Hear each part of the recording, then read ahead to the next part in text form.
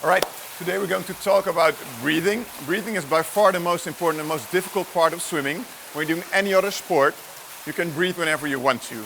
With swimming, you have to think about when your head is out of the water, when to exhale, when to inhale.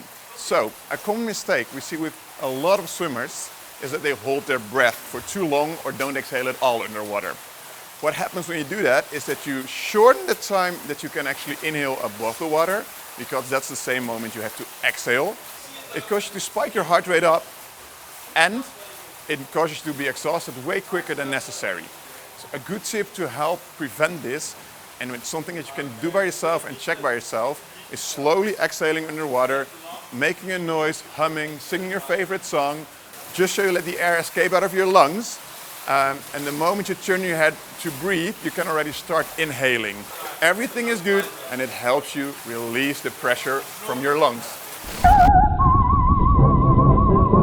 A common mistake we see with a lot of swimmers we have here at Swim Gym is that they exhale too much air, and that results in them having to gasp for air when they turn their head. You can hear this sometimes when someone swims by and you hear that's a good indicator that they exhale too much underwater. The result is that you have to inhale too much as well, and that you cause yourself to hyperventilate.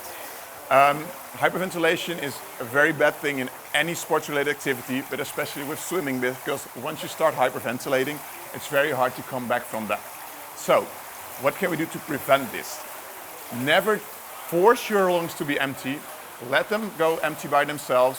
Think of a balloon. If you let it go, the air will go out, but the last bit of air will stay in. If you have to force it out like a tube of toothpaste, that's too much.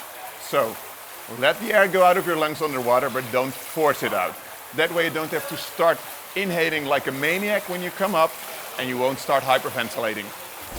If you're often way more exhausted when you're swimming than you feel you should be, a cause of this is often the incorrect breathing pattern. You're straining your lungs too much, and that causes you to be more exhausted. A great drill to help you improve your breathing pattern and find the correct one is to kick and breathe. You grab fins, you grab a kickboard, and you simply kick with your head in the water, and then you breathe when you need air, and then you put your head back down.